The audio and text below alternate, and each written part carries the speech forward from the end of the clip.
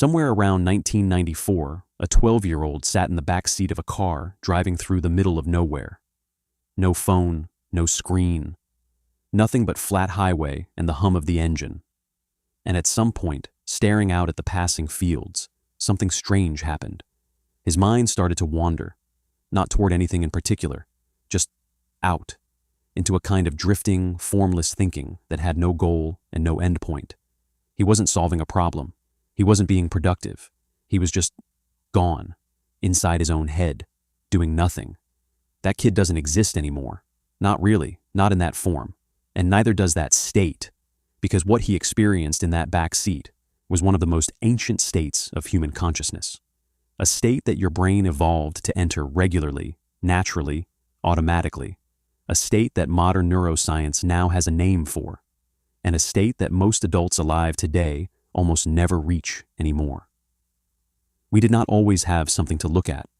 For 300,000 years, there were long stretches of every day where there was simply nothing to do. The hunt was over, the food was gathered, the fire was lit, the children were fed, and the remaining hours just sat there, open and empty, like a field with no fence. Your ancestors didn't fill those hours. They didn't try to. They sat in them. They let their minds do something that your mind is now rarely allowed to do. Wander. In 2001, a neuroscientist named Marcus Raichle at Washington University was running brain scans and noticed something that shouldn't have been there. When his subjects were given nothing to do, when they were told to simply rest and let their minds go blank, one specific network of brain regions lit up with intense, coordinated activity. Not the regions associated with focused work. A completely different set. Interconnected regions spanning the medial prefrontal cortex, the posterior cingulate cortex, the hippocampus, firing together, talking to each other. This was not what resting brains were supposed to do. Resting brains were supposed to quiet down. Raichle named this network the default mode network, and over the following 2 decades, what researchers discovered about it changed everything we thought we understood about productivity, creativity, and the human mind. The default mode network does not activate when you focus. It activates when you stop. It is your brain's background operating system. The thing that runs when the foreground goes quiet. And what it does during that time is something no task-based activity can replicate. It consolidates memory. It processes emotion. It simulates future scenarios, running quiet rehearsals of conversations you haven't had yet, problems you haven't consciously decided to solve. It generates insight. It makes unexpected connections between things stored in completely different parts of your brain.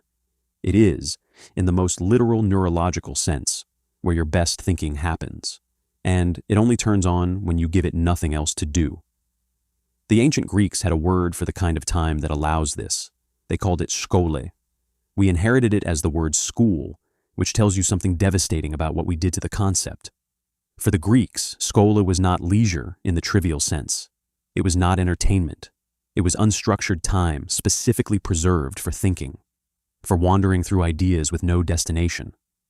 The philosophers who built the foundations of Western thought, Socrates, Aristotle, Plato, spent enormous portions of their days doing what looked to the casual observer like absolutely nothing.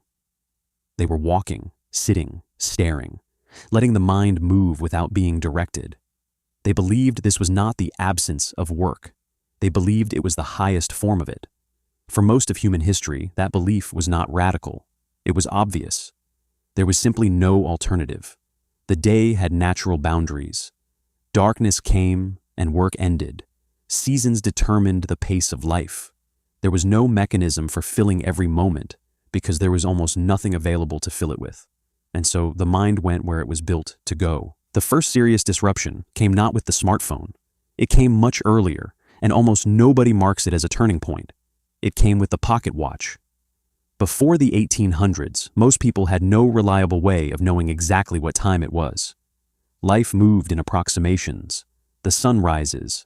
The sun sets. Meals happened when people were hungry. Rest happened when people were tired.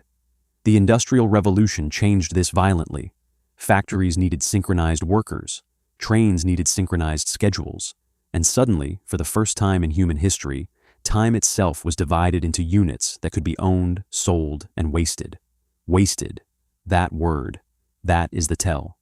You cannot waste something that doesn't belong to you. The moment we started talking about wasting time, we had already accepted a framework in which every moment was supposed to be doing something, producing something, moving somewhere. An empty moment was not a natural pause in the rhythm of a human life. It was a failure, and we have been running from that failure ever since. In 2014, a psychologist named Timothy Wilson at the University of Virginia published a study that stopped people cold when they read it. He brought participants into a room, a plain, empty room, no phone, no book, no music, no screen. He asked them to sit alone with their thoughts for 15 minutes. That was it. Just sit. Just think. 2/3 of the participants said they found it unpleasant. Many reported significant discomfort within the first few minutes. But the finding that made global headlines was different. Wilson had placed a small button in the room that participants could press to give themselves a mild electric shock. It was purely optional. There was no reason to press it. They had been warned beforehand that it would hurt. 67% of men pressed the button. 25% of women pressed it. They chose a small jolt of physical pain over continuing to sit alone with their own thoughts. They chose pain over nothing. Wilson's conclusion was blunt. People find it difficult and unpleasant to be alone with their thoughts. The mind, when not given anything external to focus on, becomes an uncomfortable place to be. We have spent so many years running from that discomfort that we have lost the ability to simply sit inside it. But here's the thing Wilson also noted. The discomfort is not permanent. In cultures and individuals with regular experience of unstructured mental time, the discomfort fades quickly. The default mode network kicks in. The mind finds its rhythm. And what follows is not distress. It is something much closer to the opposite. There is a word in Japanese, boketto. It means the act of gazing vacantly into the distance with no particular thought in mind. Not meditation, not contemplation. Just the empty outward stare that the mind sometimes falls into when nothing is demanding its attention. There is no equivalent single word in English. There is one in Portuguese, maravilhar. In Danish, hjernehvile, brain rest. Every culture that developed before the information age had a word for this state, because every culture before the information age experienced it regularly enough to need a name for it. We do not have that word in English, because by the time modern English was being shaped and standardized, the industrial age had already begun to erase the experience it would have described. We lost the word because we lost the thing. What replaced it has a name too, not a poetic one. Psychologists call it attentional residue. Every time you switch your focus from one task to another, part of your attention stays stuck on the first thing. You open a new tab. Some of your brain is still on the last one. You put down your phone. Part of you is still in it. The more frequently you switch, the more fractured your attentional capacity becomes. In 2004, researcher Gloria Mark at UC Irvine found that the average office worker was interrupted every 11 minutes. Each interruption took an average of 23 minutes to fully recover from. By 2023, that number had dropped to 47 seconds, not 11 minutes. 47 seconds between interruptions. We are not thinking in whole thoughts anymore. We are thinking in fragments, shards of attention interrupted before they can go anywhere, before the default mode network can activate, before the insight can form, before the connection can be made. The mind never gets the long, uninterrupted silence it needs to do its actual work, and what we lose in that silence is not small. Research into the default mode network has now connected its suppression to increases in anxiety, decreases in creative output, difficulties with emotional processing, and reduced capacity for what psychologists call future self-continuity, the ability to imagine and plan for who you will be years from now.